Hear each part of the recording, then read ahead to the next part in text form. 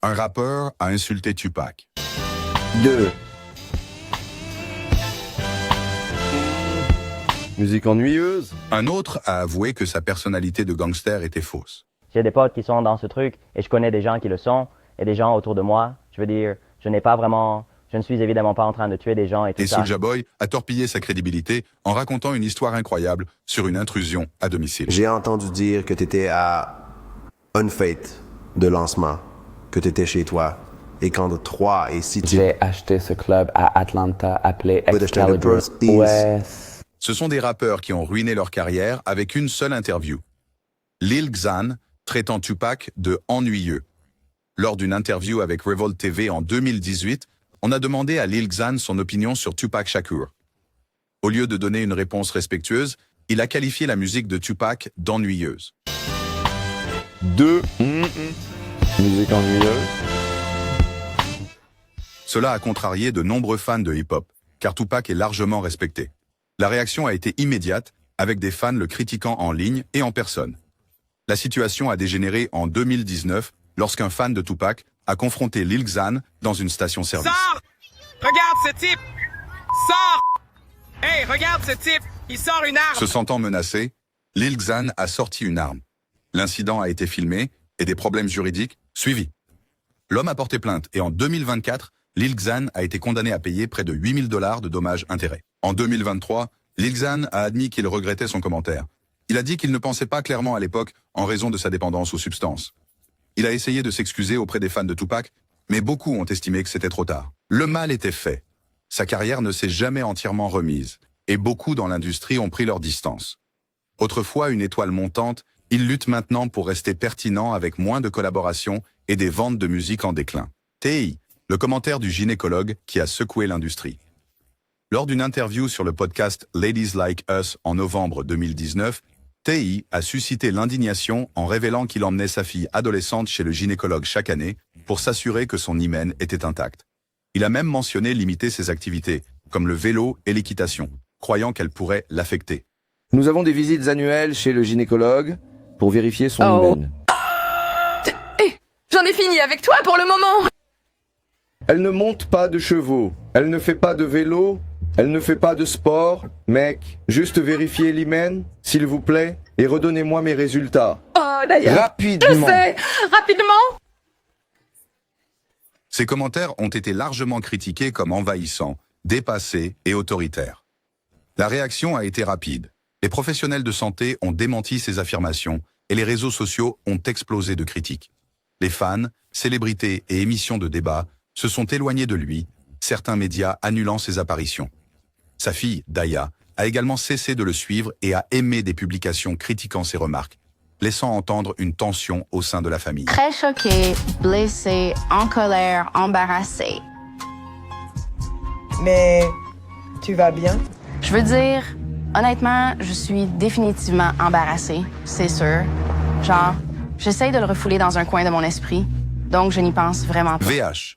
Un suspendit bientôt T.I. and Tiny, Friends and Family Hustle, portant un coup majeur à son image publique. Il s'est ensuite excusé sur Red Table Talk, affirmant que ses mots avaient été mal compris, mais beaucoup ont estimé qu'il était trop tard. Bien qu'il reste actif dans la musique, sa réputation ne s'est jamais complètement rétablie. Beaucoup dans l'industrie et le public l'associent encore à cette interview controversée, ce qui en fait une tâche déterminante sur sa carrière. Azealia Banks, quand des points valides se perdent dans la colère. Lors d'une interview avec Hot 87, Azealia Banks a parlé avec émotion de l'appropriation culturelle dans le hip-hop, ciblant spécifiquement Iggy Azalea. Elle a critiqué l'industrie musicale pour favoriser les artistes blancs tout en marginalisant les créateurs noirs. Elle a qualifié le succès d'Iggy d'immérité, soutenant que les rappeurs noirs ne reçoivent pas la même reconnaissance. D'accord, alors voici le truc avec Iggy Azalea. C'est le truc. Je ressens juste comme juste dans ce pays, chaque fois qu'il s'agit de nos affaires, comme les problèmes des Noirs ou la politique des Noirs ou la musique des Noirs ou quoi que ce soit, il y a toujours ce genre de sous-entendu de genre « allez vous faire foutre ». C'est toujours comme un « allez vous faire foutre les niggas », comme vous ne possédez vraiment rien, comme vous n'avez rien. Vous comprenez ce que je dis? Et cet album de Macklemore n'était pas mieux que le disque de Drake. Ses mots passionnés avaient du mérite. Mais sa manière agressive a poussé beaucoup à se concentrer sur la controverse plutôt que sur le message. Elle s'est disputée avec TI après qu'il ait défendu Iggy, se moquant de son intelligence et de son pas. des problèmes juridiques. Sa tendance à attaquer plutôt qu'à débattre rendait difficile le soutien des personnalités de l'industrie. Son apparition dans Wild 'N Out s'est mal terminée lorsqu'elle a accusé l'émission de racisme. Et en 2023, elle est allée plus loin en faisant des commentaires insensibles sur la partenaire décédée de DC Young Fly. Mon pote Nick Cannon est tellement mesquin. À quel point est-il mesquin? Il n'a pas pu avoir Cardi B, alors il a pris Azaelia. Moche comme un... Bien qu'elle sorte encore de la musique, sa carrière est maintenant davantage définie par les conflits que par les succès, et les grandes opportunités se sont raréfiées. DaBaby. Incident controversé au Rolling Loud. Le dernier jour du Rolling Loud à Miami en 2021, le 25 juillet, était rempli de performances très attendues de Megan Thee Stallion, Post, Malone et bien d'autres. Mais c'est le set de DaBaby qui a immédiatement fait les gros titres, et ce, pendant plusieurs jours. DaBaby, qui est monté sur la scène Ciroc juste après Meg, a surpris les spectateurs en faisant venir Tory Lanez. L'année précédente, la chanteuse de Savage avait accusé Lanez de lui avoir tiré dans le pied, mais le rappeur de Rockstar ne s'est pas arrêté là, et ce qui a suivi a alimenté les critiques. Dans des extraits de la performance diffusée en direct, DaBaby a fait des commentaires homophobes et misogynes. Si vous n'êtes pas venu aujourd'hui avec le VIH, le sida ou l'une de ces maladies sexuellement transmissibles mortelles qui vous feront mourir en 2 à 3 semaines, alors allumez la lumière de votre téléphone portable, a-t-il dit aux participants. Mesdames, si votre chat une sang comme de l'eau, allumez la lumière de votre téléphone portable. Messieurs, si vous n'avez pas sucé de billes sur le parking, allumez la lumière de votre téléphone portable. Lumière de téléphone portable dans les airs. Prenons un moment pour eux. Si vous n'êtes pas venu ici aujourd'hui avec le VIH, le sida, l'une de ces maladies sexuellement transmissibles mortelles qui vous tueront en 2-3 semaines, mettez une lumière de téléphone en l'air. Madame, si votre chat sent l'eau, mettez une lumière de téléphone en l'air. Messieurs, lumières en l'air. Messieurs, si vous ne sucez pas une bite de mec dans le parking, mettez vos lumières de téléphone dans les airs. Soyons réalistes à ce sujet. Plus tard, DaBaby a tenté de défendre ses remarques dans un post sur Instagram. Ce que moi et mes fans faisons lors du spectacle en direct, ça ne vous concerne pas sur Internet, ou vous qui êtes amers sur Internet. Ce n'est pas vos affaires.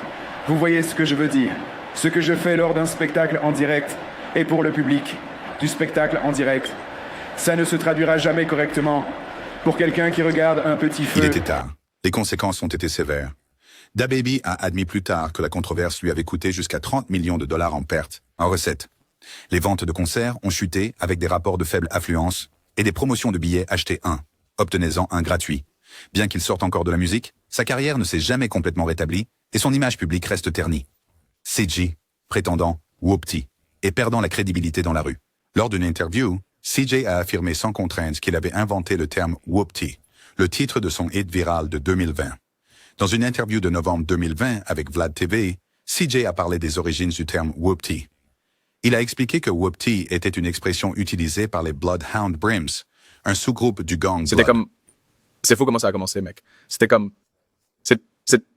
C'est comme un flou en quelque sorte parce que tout est arrivé si vite. Mais, comme je l'ai dit, j'ai mis le lien sur YouTube. Cependant, le terme était apparemment lié au gang Bloodhound Brims à New York. Lorsque des membres du gang et des initiés ont entendu que CJ essayait de le déposer, ils l'ont publiquement accusé de mal représenter leur culture. J'ai pris possession du mot. Je n'ai jamais dit que je possédais le mot. Je n'ai jamais dit que j'ai créé le mot. La réaction a été immédiate. Les fans ont commencé à remettre en question son authenticité et beaucoup l'ont qualifié de profiteur culturel. Un article de Pitchfork a alimenté les soupçons, révélant que l'oncle de CJ, un cadre expérimenté de l'industrie musicale, avait joué un rôle clé dans son succès. Cela a amené les gens à croire que son ascension n'était pas aussi organique qu'elle en avait l'air. Après Whoopty, CJ a eu du mal à reproduire son succès. Warner Bros. L'a abandonné et sa musique suivante n'a pas réussi à attirer l'attention. Bien qu'il fasse encore de la musique, l'industrie et les fans sont en grande partie passés à autre chose, le laissant comme une étoile filante dont la crédibilité n'a jamais été rétablie. Slim Jesus, l'aveu sur le drill rap qui a mis fin à la hype. Lors d'une interview avec DJ Vlad, Slim Jesus a admis qu'il ne vivait pas vraiment la vie dont il parlait dans Drill Time. Il a expliqué que, bien que ses amis soient impliqués dans des activités de rue, il était assez intelligent pour les éviter. Bien que honnête, cet aveu a ébranlé sa crédibilité dans la scène du drill rap. Pour la plupart, dans la rue, tu sais, j'ai des potes qui sont dans ce truc et je connais des gens qui le sont et des gens autour de moi. Je veux dire, je ne suis pas là à tuer des gens et tout ça, évidemment, et je suis intelligent, mais... Au début, les véritables rappeurs drill de Chicago lui ont accordé un certain respect. Mais après l'interview, ils ont pris leur distance. Je veux dire, je connais des gens et j'ai été, tu sais, dans certaines situations Mais je ne suis pas là en train de tuer des gens. Avez-vous un casier judiciaire? Non, je vais Slim bien. Jesus a laissé entendre des collaborations avec des artistes comme Chief Keef, mais elles ne se sont jamais concrétisées. Ses performances en ont pâti. Certains rappeurs locaux interrompant sa musique en plein spectacle pour l'embarrasser.